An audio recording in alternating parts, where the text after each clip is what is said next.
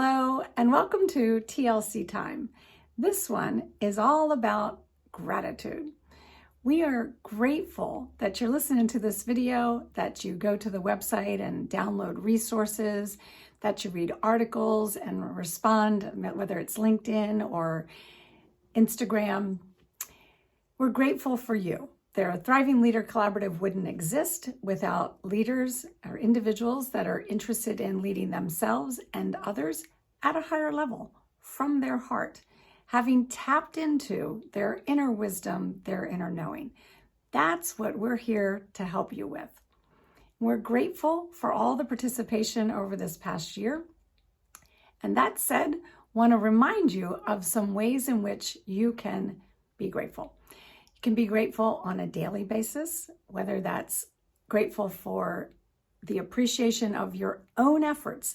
So I like to say when you're brushing your teeth at night, that you habit stack that. So you have the habit of brushing your teeth at night, and you habit stack on top of that routine reflection of all that went well, that you're grateful for this particular day.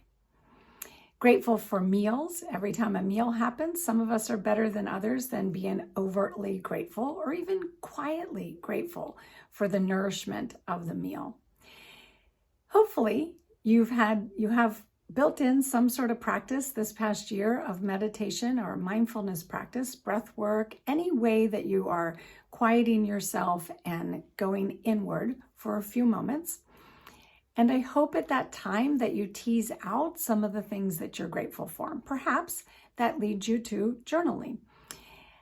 I encourage you to think about that as a daily practice. Here's a way to make it easier. Years ago, I think I'm up to 4 years ago now, I began using the app Day One.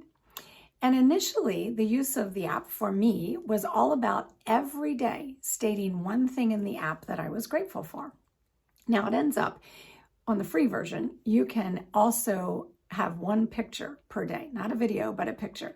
So oftentimes I'd be out and about and I'd see something beautiful and I'd take a picture of this view, maybe it was the ocean or this flower, this something, or this person that I was incredibly grateful for. And that's what I would put in the app, along with a word or two or a sentence. Now I do use it much more in addition to what I'm grateful for as a journaling, a place to journal or capture at least what occurred on that day that I'm grateful for. The fun part is now I can go to today when I'm logging something and I can see what happened on this day last year and the year before and the year before that. Super fun for me to see the pictures and to see what I was grateful for year over year, month over month, day after day. That's one tool. I'm sure there are plenty more that you can find. I encourage you either way to pause long enough this week and in the coming weeks to think about what you're grateful for each day, each week, each month, every year, and how that involves family and friends and coworkers. And at work, how often are you harvesting recognition and asking your direct reports or your peers, those around you, to tell you of someone that they're grateful for that you might recognize on their behalf. There are many, many ways for you to up your gratitude game, let's call it. And in my book, In my book, The Words We Choose, Your Guide to How and Why Words Matter, I have an entire section on writing great thank you notes, love notes to those that you really feel tied to and the need to acknowledge them at a higher level. So do we do that? We give gifts at this time of year. We say what we're grateful for at Thanksgiving.